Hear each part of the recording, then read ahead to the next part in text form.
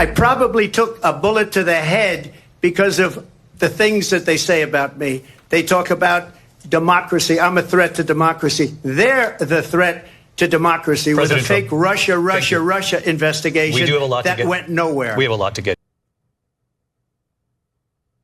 Interesting. The moderators stepped in right about then. And then about 5 minutes later, someone tried to kill Trump again.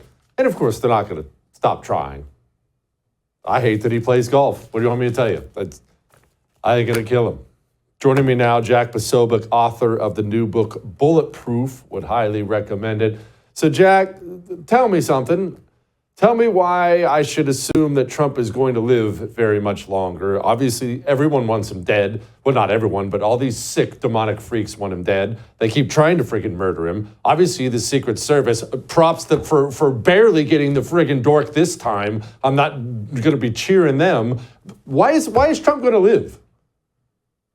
Well, look, Jesse, you know, you're right for worrying about the security posture, because this is a situation where we know Donald, and I've had people ask me as well this morning and say, all right, is he going to continue to do rallies? Is he going to continue to appear in public? Is he going to continue to do golf? And I've just replied back, he's going to continue to do the things that he's done for the last 10 years. I don't think you're going to see him stop that, especially, by the way, because he's within the last 50-day window of an election. He's got 6 weeks left. Probably the golf could be wound down a little bit because the campaign's ramping up, but you know he's going to be doing these events. So look, is he able to use hard points? Yes. Look, it's very simple, Jesse. The answer is he's got to beef up his own private security. He's got to go to people like Eric Prince, who I just interviewed on the show earlier today. He's got to go to folks like that, to former contractors, special forces veterans, and he's got to have his own coterie of individuals preparing and conducting active advanced security for him. Look, if you just had one drone with infrared technology, the FLIR technology out there, even in the hours before, again, we're told this guy was lying out there for 12 hours,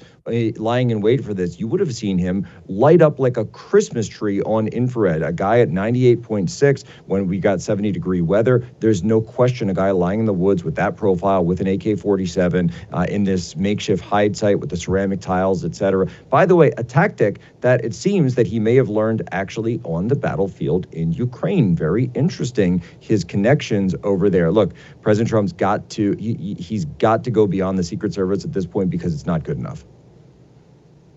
We're actually going to get to the Ukraine thing in just a moment, because that's an interesting wrinkle. But let me ask you, Jack, because you're much closer to the Trump camp than I am.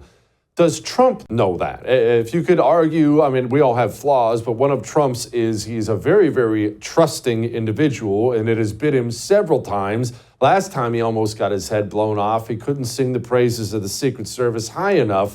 And I was begging him back then, get some private security, get some private security. Does he know that, hey, it's time to spend some money that may hurt to spend on real pipe hitters? Look, you need the pipe hitters. There's no question. Does he know? Look, I've sent that message in. They watch my stuff. I talk to those guys on a regular basis. They know there's an appetite for it. I can't speak for them. I don't make decisions for them. I'm not on the campaign or anything like that. But those of us who have been, and I'm a veteran myself, you're a veteran, any of us who have been in this situation know that when we see we know a heightened threat environment when we see a heightened threat environment. And Donald Trump, as of right now, is a walking heightened threat environment. And by the way, Jesse, I'll throw it out there too. I don't know if you said it yet. I'm sure you have, though. It's not just Donald Trump. It's also his family. We know he has an extended family. We know many of them live in the public eye. And oh, by the way, he's got a son who's very publicly going to college right now at a liberal university in New York City. Again, when you're in a heightened threat environment, unfortunately, you have to think this way. Elon Musk, by the way, Elon Musk is what I would love to see is for Donald Trump to talk to Elon Musk about this, because Elon, with his I think an indeterminate amount of children that are out there right now, possibly 12 plus or more. This is personal security, and the security of his family is something that Elon takes extremely seriously. That's exactly who he has hired. That's exactly who he has going for this. Now, he doesn't do the same level of public events as President Trump, but I know for a fact, and anyone who's had any dealings with Elon Musk knows that this is something that he takes very seriously. So, maybe I'll actually see if I can pull some strings and get the two of them on the phone chatting about this. Yeah, I'd like you to do that. The thought of Barron walking around New York City We're not even going to go there right now, Jack. Let's talk about Ukraine and this wingnut and his ties to Ukraine. What is this? I mean, it's amazing, right? You scratch the surface and you say, oh, this guy's another nut job. Let's go and look at his X profile. Let's see what's going on there. Okay, some liberal stuff. Says he hates Trump. Got the Biden-Harris bumper sticker. Okay, and then.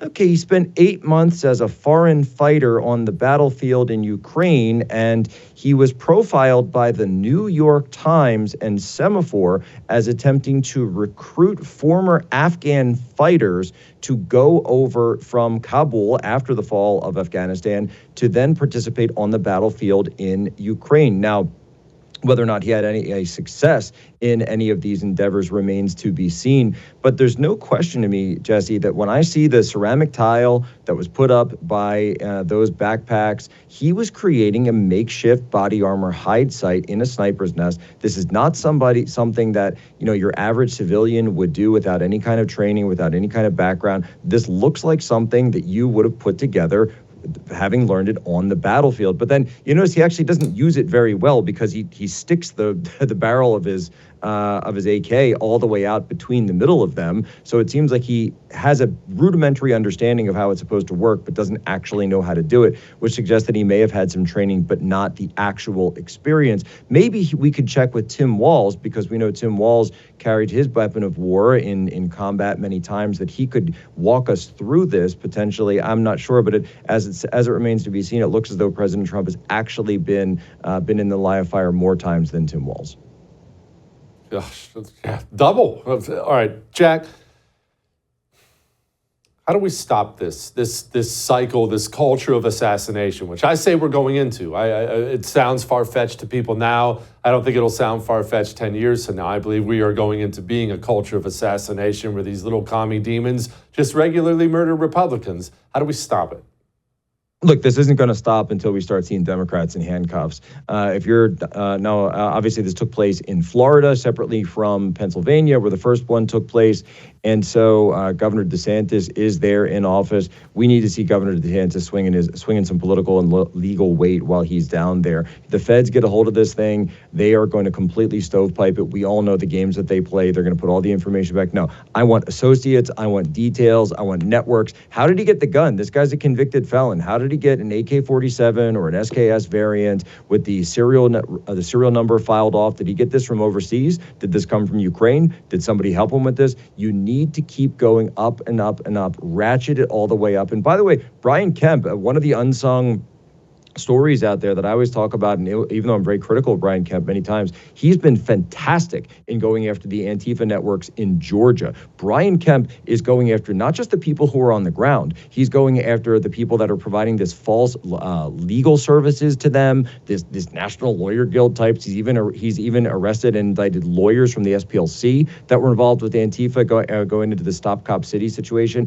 And he's even going after the fundraisers, the people who were raising money through Cash App and these other platforms to be able to go into these things and really go after the networks. That's been the one governor that I've seen across all of America that's really rolled up the Antifa networks, the left-wing domestic terrorist networks in his state. I'd love for Brian Kemp to put on a masterclass for all the other governors out there and red state AGs to begin doing the exact same thing. You want these things to stop, you've got to ratchet it up. It will not stop until it stops. And just one thing I'll throw out as well on our side of things.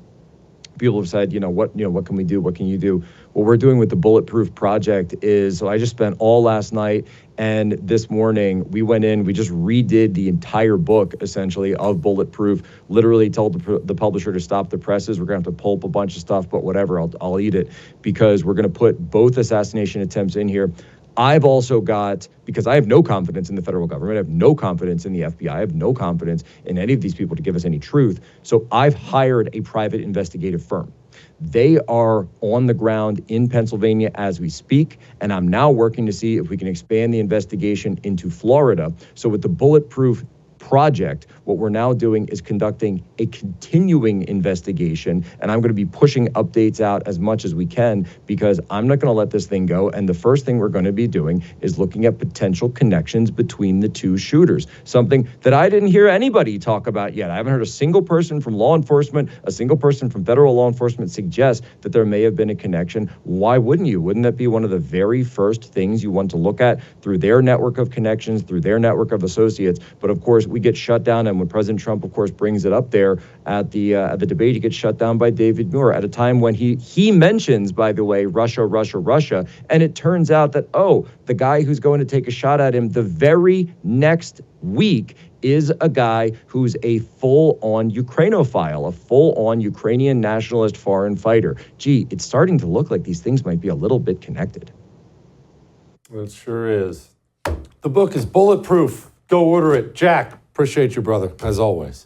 I would thank you for coming to my YouTube channel, but I know how brilliant it is, and I know you love it here. So subscribe and watch. We're going to start really ramping things up and putting some funny stuff, some interesting stuff out there, some collaborations. Either way, my YouTube channel is officially the place to be. So stick around.